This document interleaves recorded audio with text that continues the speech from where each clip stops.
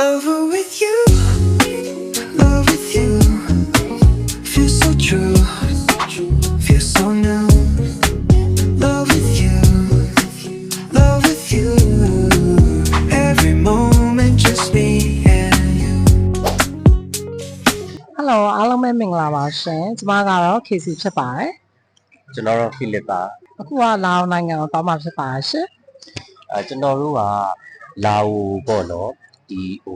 ကားလမ်းနဲ့သွားမှာပေါ့နော်နေဆက်ကနေသွားမှာနောင်ခိုင်နေဆက်ကနေသွားကြမှာပေါ့နော်ဆိုတော့အခုကတော့နေဆက်ကိုသွားဖို့အတွက်ကားစီးရမယ်အဲ့တော့ဒီမိုးချစ်ပေါ့နော်ကားဂိတ်ကြီးကိုရောက်နေပါတယ် လုံးနဲ့သွားရဆိုပေမဲ့လည်းလဲစရာလေးသွားတဲ့အချိန်မှာတလားပပလေးစုံတွဲ outfit လေးချပြမယ်ပြီးသွားလို့ရှိရင်သူ့ရဲ့ video ရိုက်တဲ့ skills တွေနဲ့တကယ်ကိုရှုကွက်လေးကျမတို့သွားတဲ့ destination နေရာလေးတွေနဲ့ပြီးတော့ကျမရဲ့ကက်လာလေးပေါ့ရှင်ကျမရဲ့ fashion လေးစသဖြင့်ကျမတို့ရဲ့ဒါ cover vlog ဆိုလည်းနည်းနည်းပါ romantic လေးရောပါမှာပေါ့နော်ဆိုတော့အဲ့ဒါကြီးလည်းချပြမှာပါ ဆိုတော့ဒီရှေ့ဆက်ပြီးတော့เนาะနေဆက်ကနေပြီးတော့လာအိုနိုင်ငံကိုသွားပုံသွားနည်းတွေဘယ်လိုကူးတယ်ဆိုတာလေးတွေပေါ့เนาะအဲ့ဒါလေးတွေလည်းဆက်ပြီးတော့ပြသွားပေးပါမယ် ဥဆောင်မဲ့သူကသူပေါ့နော်ကျမဘေးကနေကျမဘေးကနေသူ့ပါဝင်ပြီးပတ်မိုးပေးမှာပေါ့ရှင်ကဲဟုတ်ဆိုရင် အဲ့တော့ကျွန်တော်တို့ရဲ့ blog လေးကိုဆက်ပြီးတော့အားပေးကြပါဦး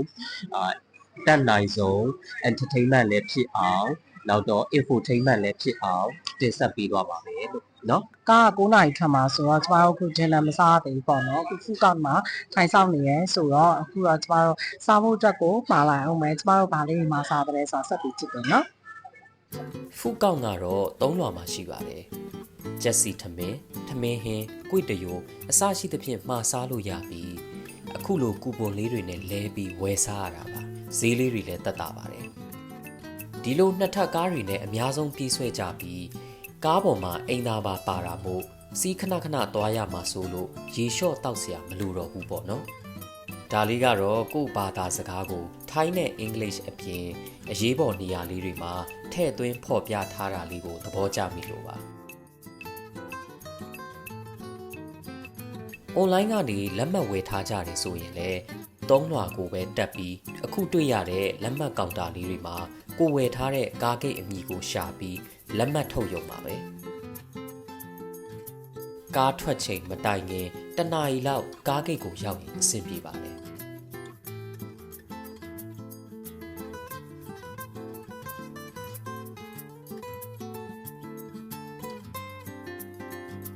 ကိုဘယ်ကားစီးရမှာလဲဆိုတာတော့လက်မှတ်မှာစီးရမယ့်တာမီနယ်နံပါတ်နဲ့ကားနံပါတ်တွေကိုရေးပေးထားလို့ဒါကိုကြည့်ပြီးရှာစီးလို့ရတယ်လို့မသေးကြဘူးဆိုရင်တော့စီးမဲ့နေရာမှာသက်ဆိုင်ရာကားဂိတ်ဝန်ထမ်းတွေကိုလည်းမေးလို့ရပါတယ်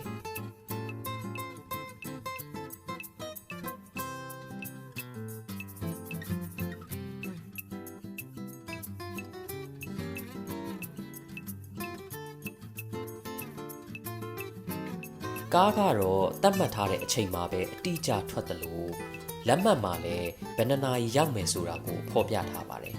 ။ကားလက်မှတ်တွေကတော့ဘတ်600ကျော်ကနေဘတ်1000အထိအစားအစာရှိကြပါတယ်။လာအိုနယ်စပ်နောင်ခိုင်ကိုပြန်မြ17နာရီနီးပါးကြာအောင်စီးရမှာပါ။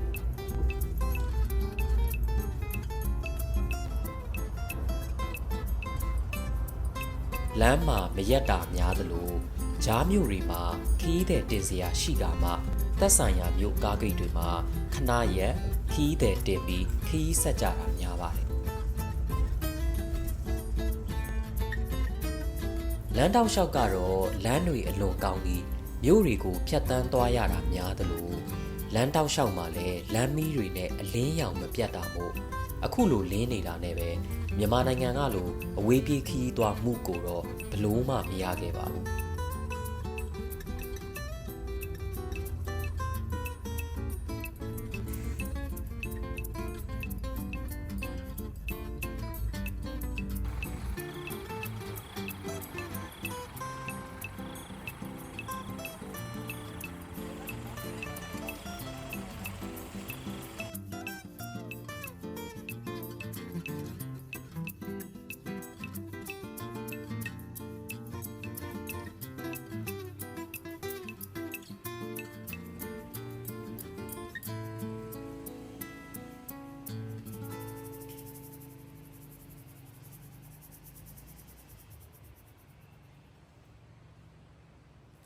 ခုကတော့နောင်ခိုင်ပေါ်တာကိုရောက်ပါပြီ immigration ဖြတ်ပါမယ်ပြီးရင်လာအိုဝင်ပါမယ်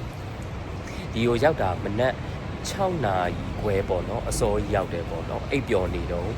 နောင်ခိုင်တော်မောဆိုပြီးတော့ပေါ့နော်ဒီကားသမားပြောလို့ဒါဒီရှေ့မှာရက်ပေးလို့ဒါနှိမ့်မဆိုရင်ကျွန်တော်တို့ကနောင်ခိုင်ကားဂိတ်ကိုပါသွားအောင်ပါတော်သေးတယ်အခုနောင်ခိုင်ကားဂိတ်ကိုမပါသွားတော့ဘဲနဲ့ဒီနောင်ခိုင်ပေါ်တာမှာရက်ပေးတဲ့အတွက်အတော်လေးအဆင်ပြေတယ်ပေါ့နော်ကဲအဲ့လိုဆိုရင် immigration ဖြတ်လိုက်ပါအောင်မယ်ပြီးရင်တော့လာအိုဘက်ကိုပါပြီ immigration ကိုဖြတ်ပြီးရင်တော့လာအိုနယ်စပ်နဲ့ထိုင်းနယ်စပ်ကမြစ်ချားတာမို့ကားနဲ့နယ်စပ်ကူးမြစ်ကူးဖို့အခုတွေ့ရတဲ့နေရာမှာကားကတအူးကိုဘတ်30နဲ့ဝယ်ပြီးစောင့်ပြီးစီးရုံပါပဲ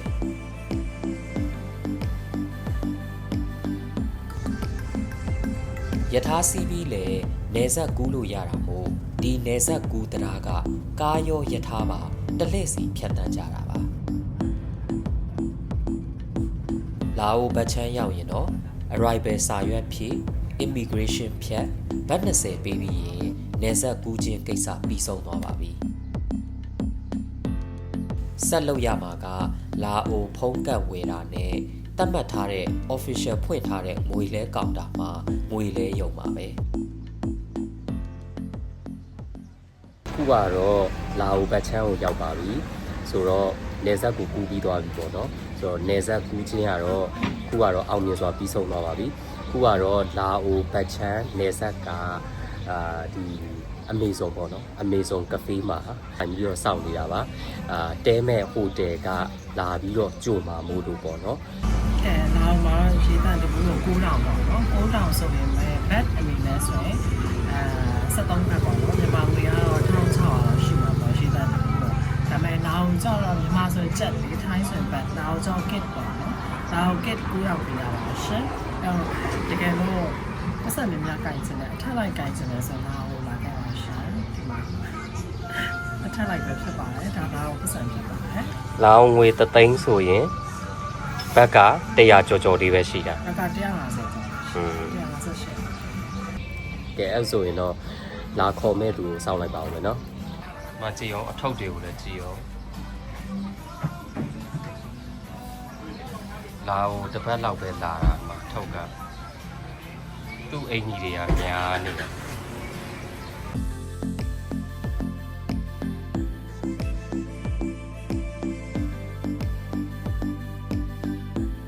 ငွေဈေးကတော့တစ်ပတ်ကိုပြန်မျှလာအိုကစ်630ကနေ650အထိရှိပါတယ်လာအိုတဲကိုရောက်သွားရင်တော့မြန်မာနိုင်ငံကိုပြန်ရောက်သွားတယ်လို့မျိုးခံစားမိပါတယ်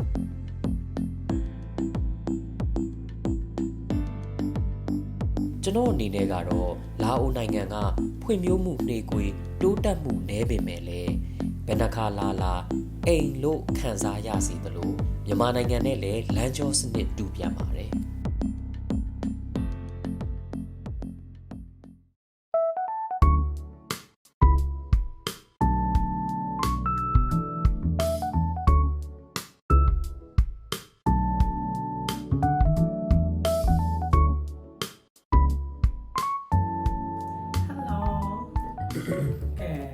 ဒီဝါလိုပဲခေါ်လာပထမရက်မှာတော့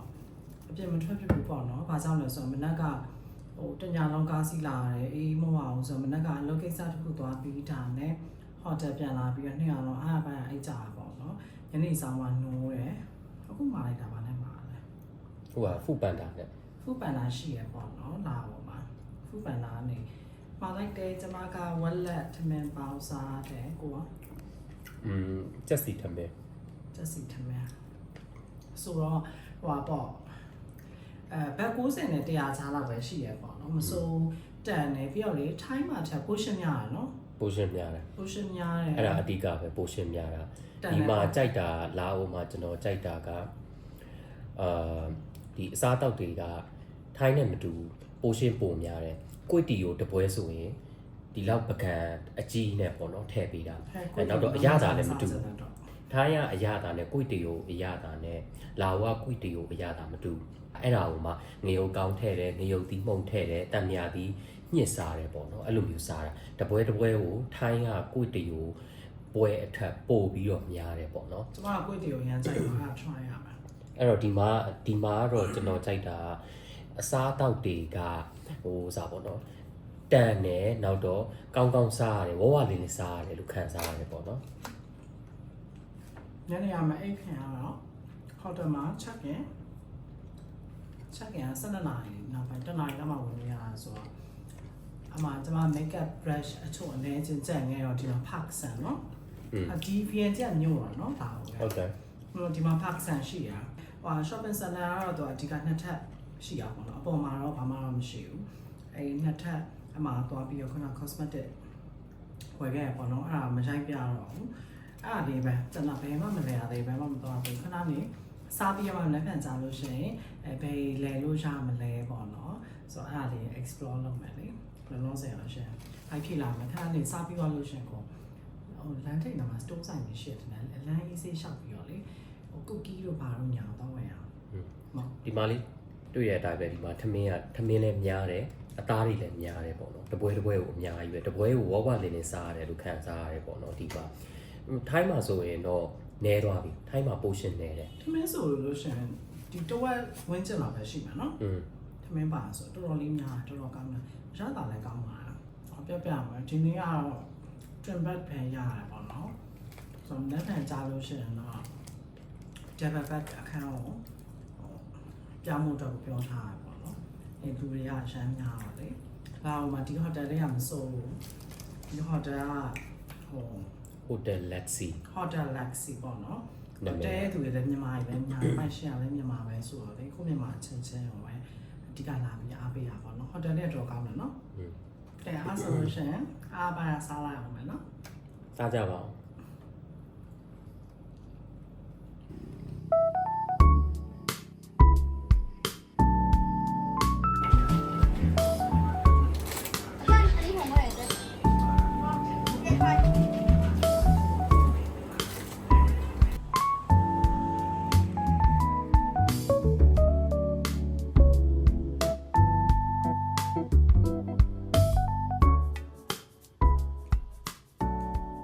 ကဲနောက်မှာပေါ့နော်ဒီနားနဲ့လမ်းလျှောက်လို့ကောင်းတယ်နော်ဟိုတယ်တို့အဖားကလည်း guest house ဆိုနေတာပြီးတော့လမ်းတွေကကောင်းတယ်ပြီလားလမ်းတွေကရန်ကုန်ကလမ်းတွေတော့မဟုတ်ဘူးလမ်းတွေတော်တော်လေးကောင်းတယ်ပြီးတော့လေထိုင်းနဲ့မတူတာထိုင်းက request store ဆိုင်တွေကတော့ဟိုပုံမှန်ညိုတဲ့ဘက်တွေမှာဆိုတိတ်မရှိဘူးနော်ဒီမှာလေအဲ့လိုနှိမ်ချ3ရင်ချလောက်မှာအဲ့လိုပြလာ request store ဆိုင်တွေရှိတယ်တဲ့ပြ ဒီမှာ အဲ့လိုမျိုးလေးပေါ့ request store ဆိုင်လေးရှိတော့လေသူစနာအကောင်ဝယ်လို့ရတယ်ခေါင်းလျှော့ချင်တယ်ဒီတိုင်းမှာစိုက်တွေ့ရနောက်နေ့စမှခေါင်းလျှော့ရဒါလျှော့လို့ရတယ်ပေါ့နော်ဆိုတော့လမ်းလေးညာချစ်စရာဆိုတော့မြန်မာပြည်မှာဆိုရင်တော့မန္တလေးရဲ့အဲ့လိုမျိုးရက်ကွက်တန့်လေးနည်းနည်းပါပြီးတော့တွေ့ရပေါ့နော်ဆိုတော့လမ်းလေးလည်းကောင်းတယ်ဆိုတော့လမ်းလျှောက်လို့ကောင်းတယ်ပေါ့နော် ဒါတဲတဲ့ဟိုတယ်ကျွန်တော်တို့တဲတဲ့ဟိုတယ်တဝိုက်ကပတ်ဝန်းကျင်ပေါ့နော်ဟိုစိတ်ငြိမ်ပတ်ဝန်းကျင်လို့ပြောရမှာပေါ့နော် အရင်မရှုပ်ဘူးနော်ကားရေးစိုက်တယ်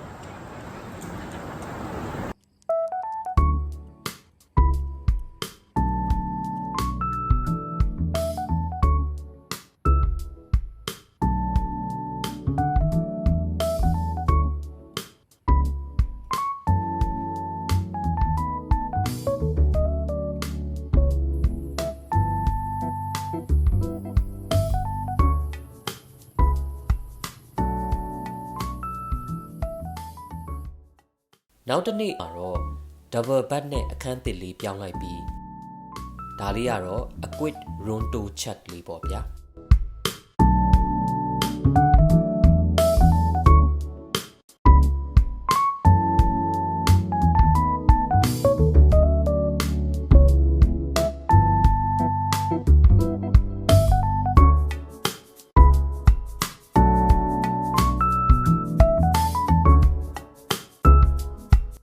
တယောက်တော့သူကဘာအခက်မသိနဲ့မသိညဘက်အစာအိမ်လာလို့ဒီနေ့လဲဘဲမှသွားပြစ်မယ်မထင်တော့ပါဘူး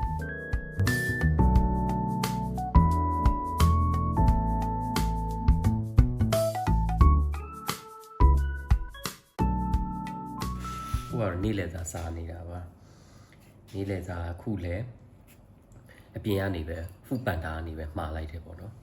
ကျွန်တော်ကတော့ဘာစားလဲဆိုတော့ကြက်စီထမင်းပဲဒါပေမဲ့သူကကြက်သားကို3မျိုးပေါ့နော်။ဂိုက်ထော့ရယ်ကြက်သားကြော်ရယ်ကြက်သားပြုတ်ထားတာရယ်နောက်တော့ကြက်သားကင်ထားတာရယ်3မျိုးပေါ့နော်3မျိုးရောထားတဲ့ဟာလေးအဲ့ဒါလေးစားတယ်ပေါ့နော် ဆန်ပြုတ်ပါအားကြောင့်ဆန်ပြုတ်စားလဲဆိုမနေ့ကစားဝက်လက်ထမင်းမှမစားတာပေါ့နော်ဒါပေမဲ့တခြားစားတဲ့ဟာလေးရောရှိပေမဲ့ဟိုနည်းနည်းဒီနည်းနည်းပေါ့ဆိုတော့ food poison ဖြစ်သွားလားမသိဘူးကျမတို့နေရာတော့အစာရင်မကောင်းကြဘူးပေါ့နော်နေရာတော့မကောင်းဘူးဆိုတော့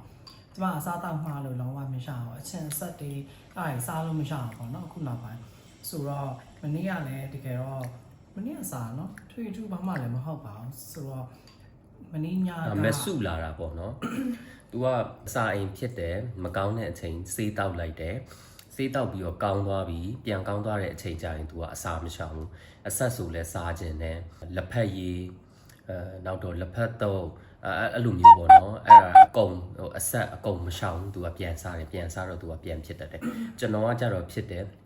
ဖြစ်ပြီးသွားပြီဆိုရင်စေးတောက်တယ်စေးတောက်လို့ကောင်းသွားပြီဆိုရင်ကျွန်တော်ကရှောင်တယ်။ဘာဖြစ်လို့ကိုခံစားရတာကိုပဲသိတယ်လေ။ဆိုတော့အဲ့ဒါလေးတော့ကျွန်တော်ပေါ့နော်ငယ်တဲ့သူတွေအတွက်ကတော့ငယ်တုန်းရွယ်တုန်းမှာကျမ်းမာရေးရပေါ့နော်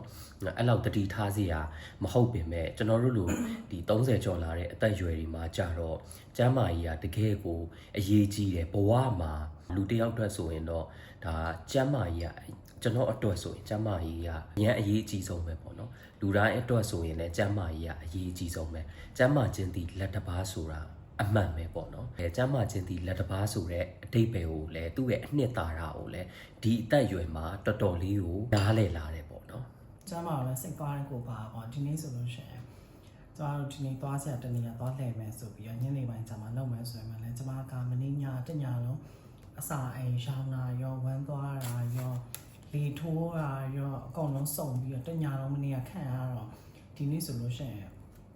မနက်ကလည်းအဲ့လိုအေးပြတ်တယ်ပေါ့နော်ဆိုတော့ဒီနေ့အဲ့ရထားနောက်ကြတယ်ဘယ်မှမသွားနိုင်ဘူးပေါ့နော်ဘာကြောင့်လဲဆိုတော့လူကအခုမှဘိုက်ကအချီနေရကောင်းကစားပဲရှိသေးတယ်ဒါပေမဲ့အရှင်းမပြတ်သေးဘူးဆိုတော့အပြင်မသွားချင်တော့စိတ်မပါဘူးပေါ့နော်ဆိုတော့ဒီနေ့ဟိုတယ်မှာပဲနေမယ်ဘယ်မှမသွားတော့ဘူးခုတောင်မှဆန်ပြုတ်ပါနော်ဆန်ပြုတ်စားမှအဆင်ပြေမှာဆိုတော့ကျွန်တော်ကခုလိုမျိုးအစားမလို့ရှင်တခုခုပြန်ပြီးအခက်မသိရင်ဖြစ်တတ်တဲ့ဥစ္စာလုံငယ်12နှစ်ခန့်ဖြစ်တာဆိုတော့ကျမတို့မှာအခုစေးဆိုလို့ရှင်လဲ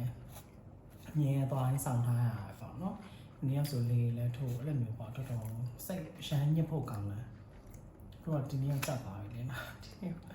စံပြုတ်လေးနဲ့နှစ်ပါးသွားတာပေါ့ ကျွန်တော်တို့ခုအသက်အရွယ်တွေကတော့ဘယ်ပဲသွားဘယ်နေရာပဲသွားဆေးရတော့တစ်ခုတ်တရစောင့်နေရပါညနေပိုင်းလေဖူပန်တာကပဲမှားပြီးအခန်းအပြင်လေးထွက်လေညင်းခံရင်ဟိုတယ်ဝရန်နာမှာပဲအေးအေးလူလူညစာလေးထိုင်စားလိုက်ပါတယ်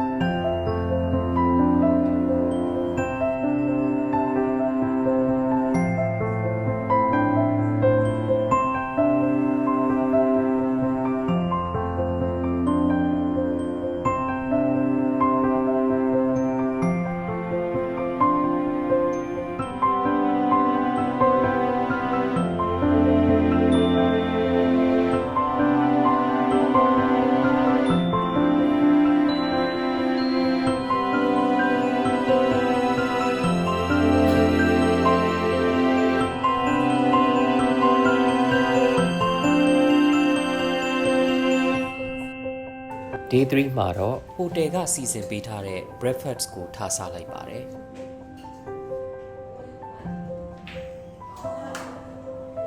ဟိုတယ်ရဲ့ dining room လေးကနွေးနွေးထွေးထွေးလေးနဲ့ကို့မြန်မာတွေကြီးပဲဆိုတော့မြန်မာပြည်ပြန်ရောက်သွားသလိုပဲလွတ်လွတ်လပ်လပ်နဲ့စားကြတောက်ကြ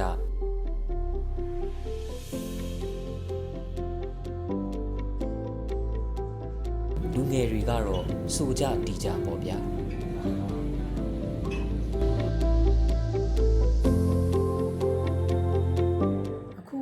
တကယ်တော့ဒီနေ့ရဟိုမဟုတ်ဘူးပေါ့နော်နာမည်ဘယ်လိုခေါ်လဲမသိဘူးအဲ့တော့သွားမလို့ ဘတ်တူဆိုင် ဘတ်တူဆိုင်ကို monument ဒါပေမဲ့အခုကတညက်နေလုံးမိုးလေးဖွဲဖွဲလေးရွာနေရောမသွားလိုက်ရအောင် ဒီမပွင့်ဘူး အဲ့တော့ hair and makeup တွေပြင်ဆင်ပြီးကမှအဖတ်တန်တာပါလဲဆိုတော့ makeup tutorial ရောရိုက်လိုက်ရတယ်တော်သေးတာတူက makeup tutorial ရိုက်ဖြတ်လိုက်တယ်ပြီးတော့သွားမယ်လို့တော့မိုးကရွာမတိတ်ဘူးပေါ့နော်အဲ့ဒီတော့ခုကနောက်နေ့ဖျားသွားလို့ရှိရင်လာအို traditional dress လေးနဲ့ရိုက်ချင်တယ်ပေါ့နော်ဆိုတော့ Park Sun မှာသွားပြီးတော့ဝယ်မယ် makeup ပစ္စည်းနည်းနည်းဝယ်စရာရှိရဲဆိုတော့ Park Sun မှာသွားပြီးတော့ traditional လေးသွားဝယ်မယ်ပြီးသွားလို့ရှိရင် night market လား ပြီးသွားရင်ပြင်လဲပြင်ထားတာဆိုတော့ night market သွားမယ် ရှင်night market မှာစားစရာဘာရမလဲမသိဘူးပေါ့နော်ကျွန်မဘိုက်ကခုမှအခြေအနေကောင်းကစားပဲရှိသေးရဲ့ဆိုတော့ဆက်ပြီးတော့ချစ်ပေးပါရှင်ကဲဖက်ဆန်ရောက်ပါပြီဟိုတယ်နဲ့လည်းတိတ်မဝေးပါဘူး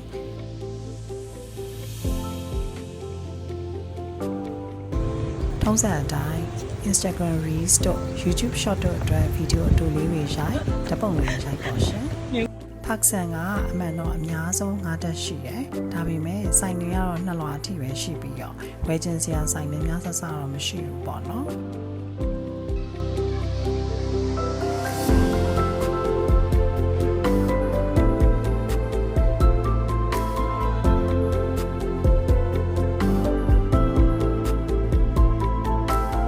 Starbucks, Lotterius နဲ့ Koyo တော့ရှိရယ်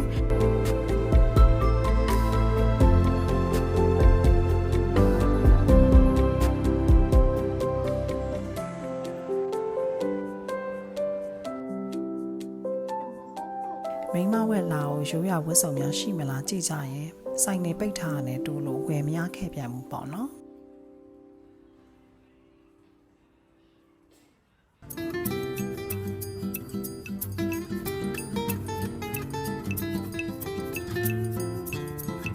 ဒီလိုနဲ့ဘေးချင်းကလျက်ရှိရဲ့ Vientiane Center ကိုသွားပြီးတော့ဝင်ဆက်စုခဲ့ရပေါ့နော်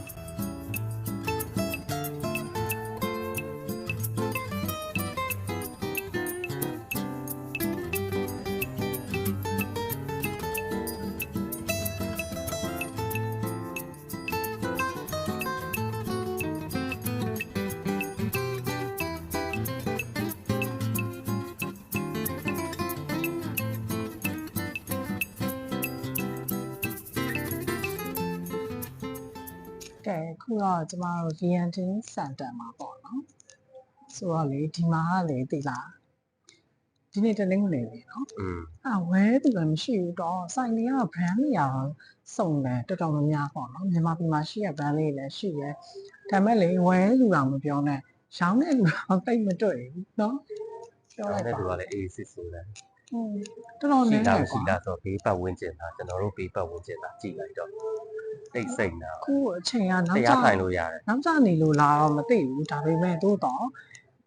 မတွေ့ဘူးနော်အောက်မှာလည်းလူရမ်းနေတယ်ကျမထင်တာလာအောင်နိုင်ငံလူကြီးတွေတော်နေလို့ထင်တယ်ပေါ့နော်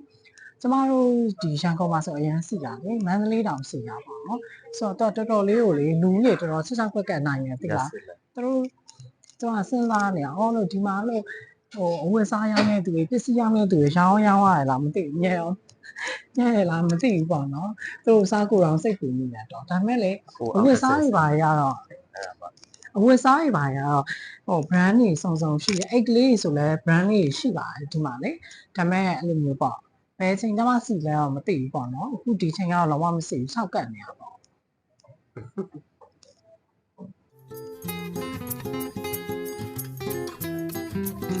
ဖက်ဆန်လိုပဲ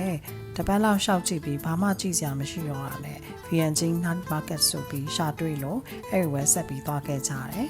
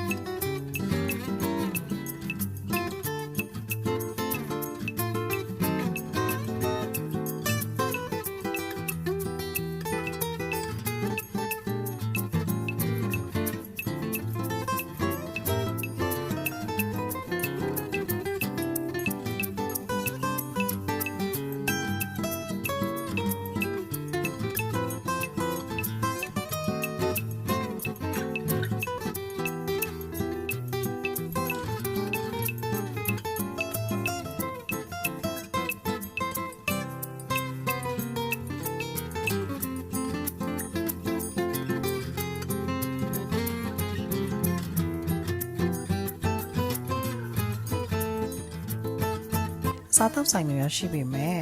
ထိုင်စားစရာနေရာမရှိလို့ဒီတိုင်းရှောက်ပတ်ကြည့်ရင်ရစာလေးဝယ်ပြီးဒီညကနေရောက်ရပေါက်ရဆက်လျှောက်ကြပြန်ရောlike market မှာတော့ကျမတို့အတွက်ကတော့စားစရာအမဲ့တော့လဲပေါ့နော်အဲ့မှာအတုတ်တွေဆိုရင်ကောက်မှတ်ပေါ့မယ်ပြီးတော့အကင်နေရောပြီးတော့အဲ့လိုပေါ့ကြက်ကြော်လိုမျိုးတွေရောစသဖြင့်အများကြီးပဲပေါ့နော်ပင်လယ်စာတွေရောတော်တော်လေးရောစားကြံစရာတွေရောအများကြီးပဲဒါပေမဲ့ကျမတို့နှစ်ယောက်အတွက်ကျတော့ပါမုံလိုမျိုးတို့ပြီးတော့တခြားပေါ့အဲ့လိုမျိုးစားလို့ရမယ်နည်းနည်းချုံမဲဟာလေးပေါ့နော်ဆိုတော့တော်တော်လေးပေးကြပြီးတော့ပြန်လာခဲ့ရတာပေါ့နော်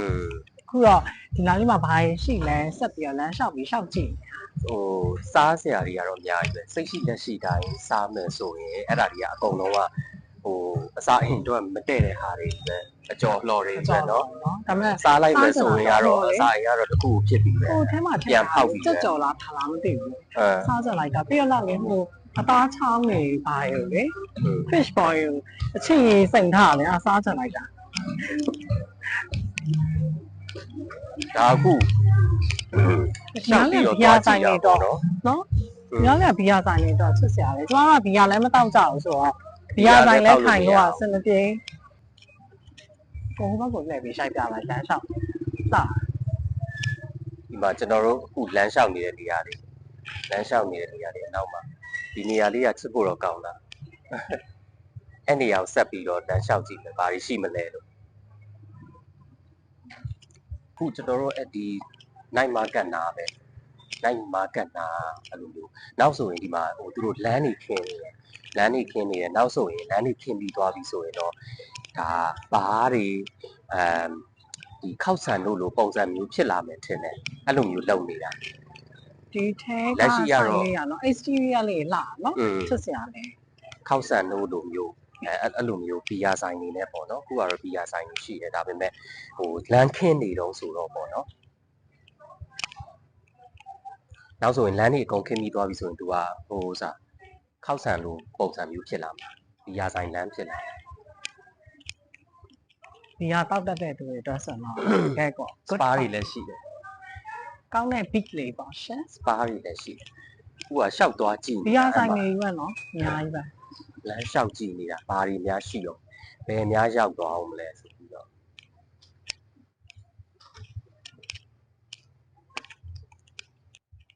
ရှိရလမ်းမကြီးပေါ်ရောက်သွားမယ်ထင်တယ်ဒီနားလေးအခင်းနေတော့မှရှိတယ်ဒီနားလေးဘီယာဆိုင်နေပြီတဲ့ဒါမဲ့လေဘန်ကောက်လိုမျိုး tourist တွေအများကြီးနဲ့နော်ဘီယာဆိုင်နေဆိုရင်ဘန်ကောက်မှာကျရွှတ်ခံနေရလေခုမှဘုံမင်းဖြစ်နေတော့လေသူတို့ကခုမှဘုံမင်းဖြစ်နေတော့ဆိုင်ရေးအောင်ချားလောက်ထားတာနော်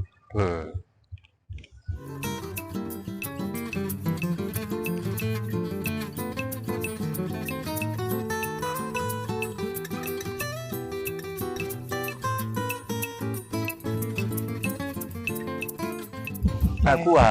ခုနကတော့အစားအသောက်တွေ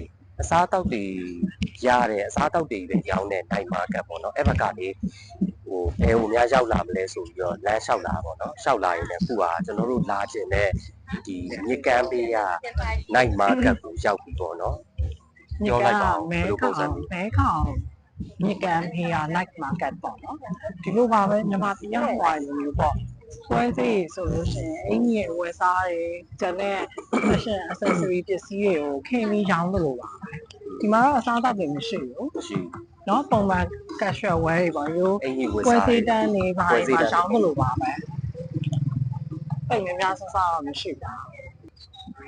ဒီကအင်ကြီးဝယ်စားတွေကတော့အဲ့လိုမျိုးဘန်ကောက်တော့ပါတော့မျိုးခက်လန်းလန်းနေအောင်မဟုတ်ဘူးပေါ့နည်းနည်းလေးတော့ပုံတုံရိုးရိုးတွေပေါ့နည်းနည်းတောဆန်တဲ့ဒီဇိုင်းလေးတွေပေါ့နော်ကန်းနာကိုသွားလို့ရစီတယ်ဟိုဘက်ခြမ်းမှာထိုင်လို့ရကန်းနာမှာထိုင်စားမှာโอเค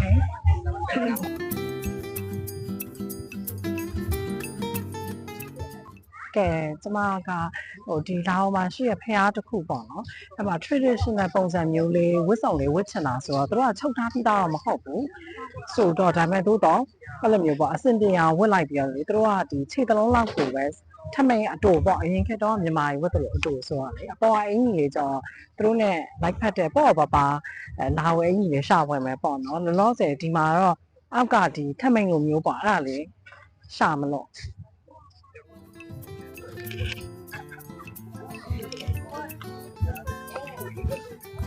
ဆက်စရာလေးကလေးလေး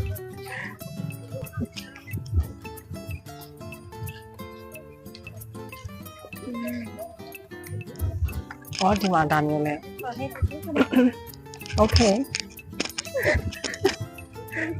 Okay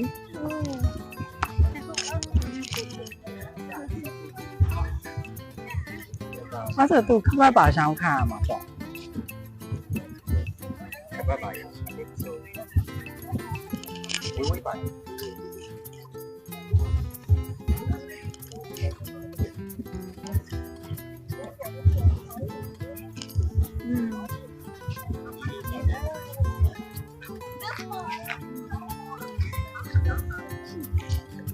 ဟောတော့အခုဓာတ်ပေါ်ရိုက်မှန်းထင်နေရသူ့ဆရာနေဝယ်မှာလေ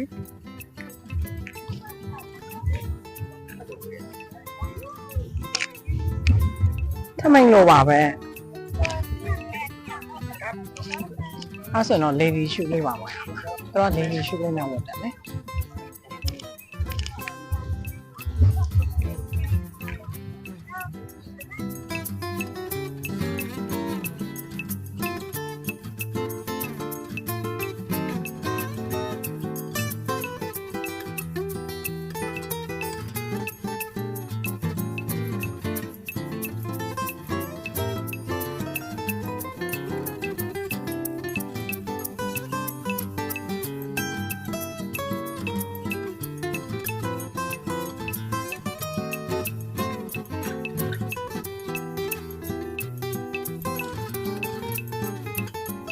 ခုကဟိုဟာမြေကမ်းပေးရ မဲခေါင် night market မဲကောက်မြေကမ်းပေးက night market ပေါ့နော်အဲ့ဟိုခုကလမ်းလျှောက်ရင်းနဲ့လာခြင်းတဲ့နေရာလျှောက်ရင်းနဲ့မှာရောက်လာတာပေါ့နော်ဆိုတော့ခုဒီ night market ကတော့ night market လည်းအဲ့လိုပဲဒီနေ့ကတနင်္ဂနွေနေ့ဖြစ်ပင်မဲ့လည်း local လည်းမရှိဘူး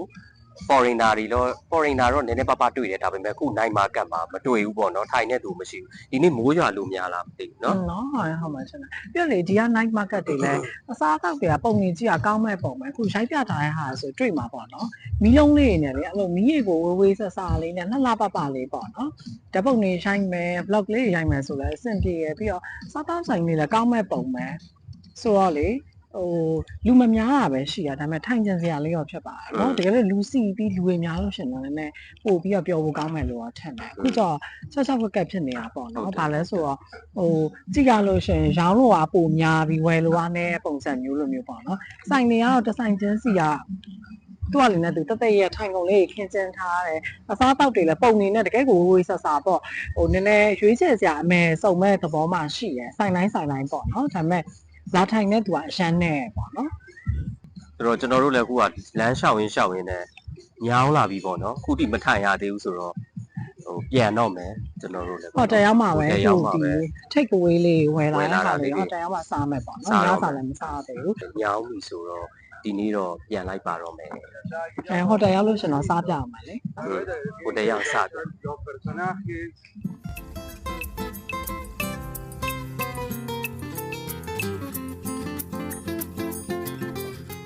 ကဲစားရမယ်ဟိုတယ်ပြန်ရောက်ပြီတို့ရဲ့ဒီအချင်းကစားအပုတ်တေးအကင်းလေးခုနပြောခဲ့တယ်လို့ပေါ့နော်ပင်လယ်စာတွေကစားကြုံစရာပဲဒါပေမဲ့ကျမတို့လည်းမတည့်မှာဆိုကြက်ကြော်ကြီးဆိုမယ်နော်ကိုရီးယားကြက်ကြော်စတိုင်မျိုးပြီးတော့ကျမတို့ပုံမှန်ကြက်ကြော်ပုံစံမျိုးအမျိုးကြော်ထားရပါတော့ဒါပေမဲ့နေရာလုံးအဆိုင်သမားတွေဆိုအကြော်လော်ကြီးလဲ ကြော်တော့လေ စီရှောင်းတဲ့အနေနဲ့ ရမ်းစားတယ် ဒါဆူရှိပေါ့နော် ဒါဆူရှိ ပြန်ညစာကဟွာဖြစ်တယ်ဆိုတော့အများကြီးမစားချင်ဘူးပေါ့နော်ဆိုတော့ဒီလောက်ပဲပေါ့ကျမကကြတော့ကျန်တဲ့အစားအသောက်တွေပါဝိတ်ချဖို့အတွက်ဒီပါဆိုရှောင်းနိုင်တယ်ပေါ့နော်ဒါပေမဲ့လေအချင်းဆက်ကြိုက်တဲ့သူကြတော့ဟိုအခုအဆိုင်ကြောင့်ရှောင်းရမယ်လို့ပြန်တော့လက်ဖက်ကော်ဖီရှောင်းရမယ်ဆိုတော့တော်တော်ခက်ခဲတကယ်ကို challenge ကြီးပဲပေါ့ဒါစားရှိနေလားတဲ့စားလို့ရစားလို့ရ ဟောမစား ဟ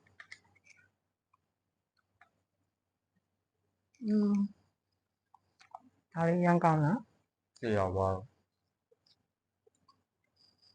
ဟိုကနောက်တော့ အရင်တော့ဆိုသမင်းစားရင်ကျွန်တော်က2ချက်3ချက်ပဲဝါတာပြီးတာနဲ့မျိုးချတဲ့သူပေါ့နော်အဲ့လိုမျိုးလူစားအခုတော့အစားအသောက်ကိုလည်းကြည်ညံ့အောင်ဝါစားရတယ်ဝါစားနေရတယ်ပေါ့နော်ကြည်ညံ့အောင်လို့ စားကြည့်ပါ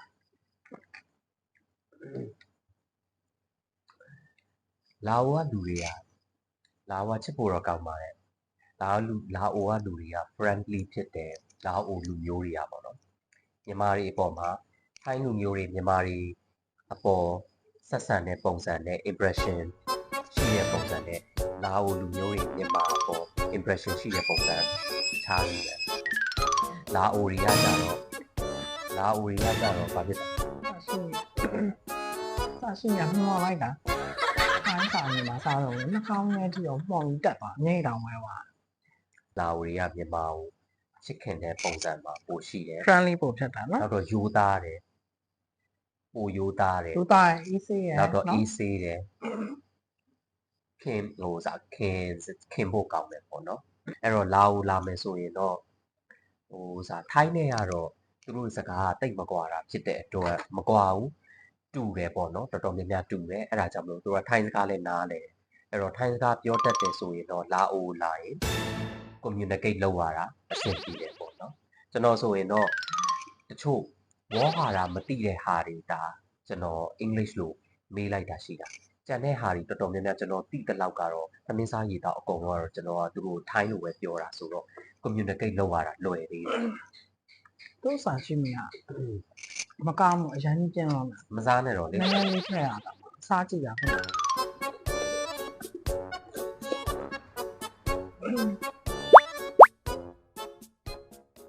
ကဲအပိုင်းနှစ်မှာတော့ကျွန်တော်လက်ရအလှကတ်တွေနဲ့လဲစရာအစုံကိုဝေဝေဆာဆာတွေ့ရအောင်ပါမို့လာအို blog အပိုင်းနှစ်ကိုလည်းဆက်လက်ဆောင်ရွက်အားပေးကြပါဦးခင်ဗျာ